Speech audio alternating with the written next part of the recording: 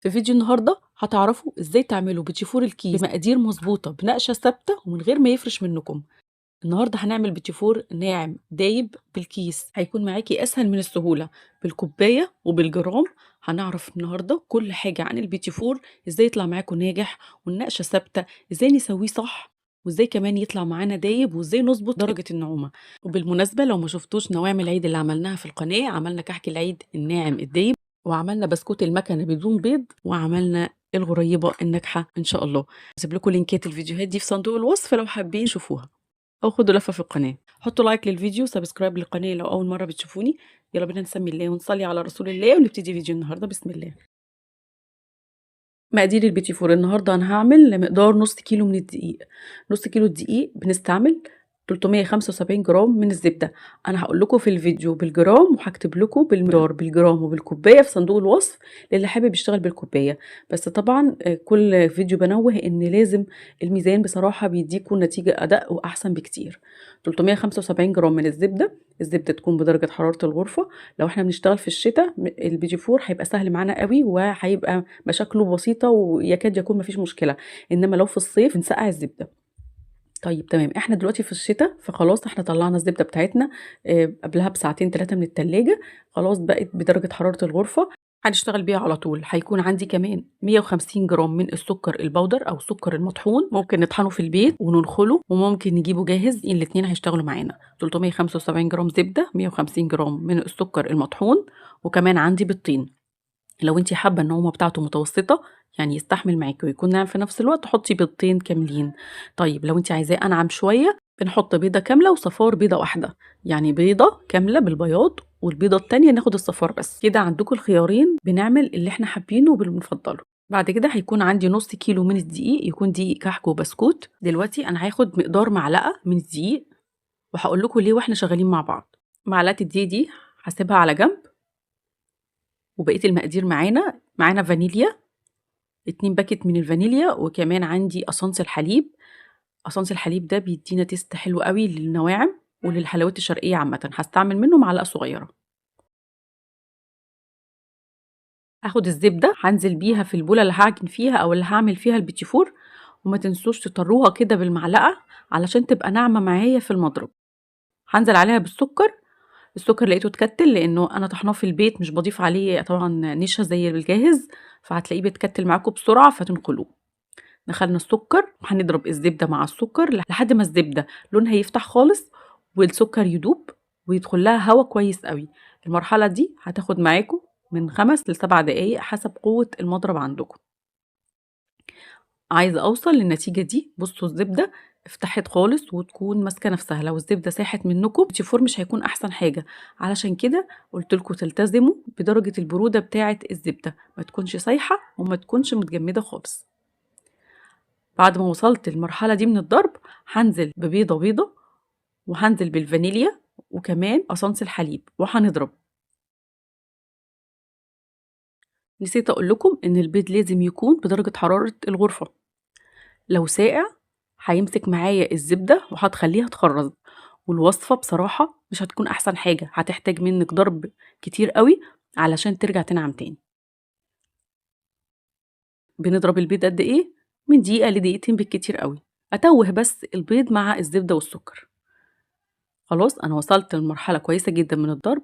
الزبدة شدِّت معايا، السكر داب وفتح كمان، ودخل لها كمية هوا حلوة جدًا محترمة. ما تنسوش كمان تاخدوا كمية الزبدة البسيطة أوي اللي على المضرب برضه، دي بتبقى هتقولوا مثلًا دي حاجة بسيطة، لأ، بتعمل معايا برضه فرق.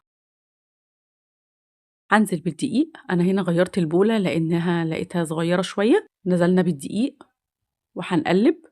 في الأول بالمعلقة أو بالسباتولا، وبعد كده هندخل بإيدينا في العجين علشان نحس بملمسه ويتعجن معانا أحسن.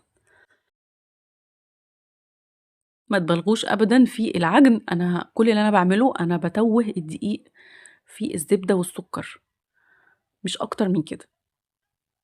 أول ما ألاقيه الدقيق اختفى تمامًا باوقّف عجن، وهابتدي إن أنا أقسم الخليط. أنا هاعمل بالشوكولاتة نُص شوكولاتة ونُص فانيليا، فهاخد نُص كمية العجين دي. النُص الأولاني هاحط عليه معلقة كبيرة من الكاكاو الخام بدون سكر، يعني مش مُحلّى. بنجيبه من عند العطار، يكون نوع كويس علشان يديكوا تيست حلو وتبقى كمان ريحته حلوة في البيتي فور. طبعا بننزله على مصفى، لازم ننخله عشان بيبقى فيه تكتلات، مش هتبقى احسن حاجة واحنا بنعجن العجينة. تقليبة ويكون بالشكل ده. كده انا عندي نص الكاكاو ونص الفانيليا. فاكرين المعلقة اللي احنا سبناها على جنب؟ دي اللي هظبط بيها قوام العجينة. هحط معلقة الدقيق على نص الكمية اللي بالفانيليا وهقلبها، وبرضو ما تبلغوش، مجرد ما الدقيق يختفي خالص بنوقف عجن. هنا عندي التب اللي انا هشتغل بيه ورقمه موجود اهو 360. هو البيتي فور بنشتغل بيه باتنين تب، واحدة كبيرة واحدة صغيرة. انا بحب التب ده جدا.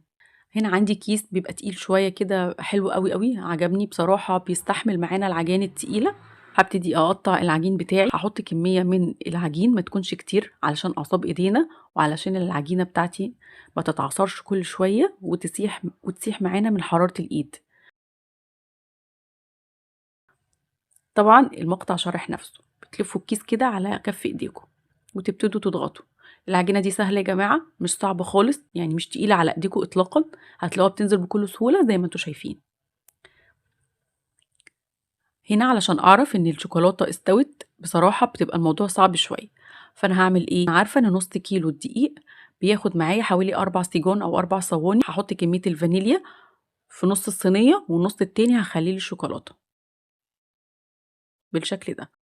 بالنسبة للتسوية، بيتي فور بيدخل معايا على درجة حرارة 180 وتكون الشبكة في النص. هياخد معاكم من ربع ساعة لتلت ساعة حسب درجة حرارة الفرن عندك عاملة ازاي. بنشغله الشواية دقيقة بالكتير لحد ما ياخد اللون الأشقر الفاتح ده، وممكن ما تشغلوش الشواية لو مش حابة. بص جمال البيتي فور بقى، محتفظ بالنقشة بتاعته، التسوية بتاعته مظبوطة، كله هوا ودايب ناعم جدا. يلا بينا نزين البيتي فور. انا بعمل الطريقه دي عشان تبقى سهله عليا في التشكيل. برص كده البوتيفورات كلها على بورد او نرصها على ترابيزه كبيره، كله واحده مقابل واحده، واحده مقابل واحده، وهيكون عندي شوكولاته بيضه وشوكولاته دارك بني. عندي مربى مشمش مخصصه للبوتيفور ما فيهاش قطع. عندي كمان جوز هند، وعندي شوكولاته فرماسيل. هعمل ايه النهارده؟ انا هحشي البوتيفور بالمربى. ممكن تحشوه بشوكولاتة بس بيكون قوامه تقيل شوية، يعني بيبقى جامد شوية. احنا بنحب البيتيفور يكون ناعم، فالمربى بتنعم لي البيتيفور اكتر واكتر، عشان كده انا استعملت بيضتين. وطبعا الفيديو شارح نفسه. بحط كمية من المربى بسيطة، وهبتدي ان انا اقفل بالواحدة اللي قصادها.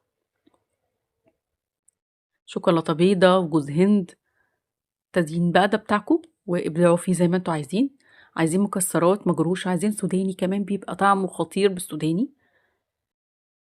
واحدة بيتي فور بالشوكولاتة حطها في الشوكولاتة البيضة، وكمان جوز الهند، الطعم ده بيبقى رائع. وممكن كمان شوكولاتة بس، وعلشان الولاد بتحب الألوان والحاجات المبهجة حطينا كمان شوكولاتة بيضة مع الفرماسيل. وفي حركة كمان أنا بحبها قوي، أو في تزيين كده بحبه، بنزل البوتيفورية كلها في الشوكولاتة وباخد شوكة وأبدأ إن أنا أخبطها في البولة علشان تنزل كمية الشوكولاتة الزيادة. نعملها بالشوكولاتة البيضة، نعملها بالشوكولاتة البني، الاتنين بيبقوا حلوين قوي، وبتحسوا ان انتوا بتاكلوا حاجه فاخره من محل كبير قوي. زينت كل الكميه، ما خدتش معايا وقت خالص. بصوا جمال البيتي فور، بصوا لمعه الشوكولاته. نسيت اقول لكم ان احنا بنحط مع تسيح الشوكولاته معلقتين من الزيت وهي بتسيح عشان تدينا اللمعه دي. تعالوا شوفوا معايا جمال البيتي فور النهارده بعد ما زيناه. بصوا الهشاشه من جوه، قدمته في طبق التقديم. الرسمة ثابتة ما اتغيرتش، زي ما دخل زي ما خرج. اتمنى يكون فيديو النهارده عجبكم. لو عجبكم فيديو النهارده ما تنسوش تعملوا لي لايك، تعملوا كمان شير. اشوفكم على خير في وصفة جديدة وفيديو جديد. كان معاكم شيماء خميس، ومع السلامة.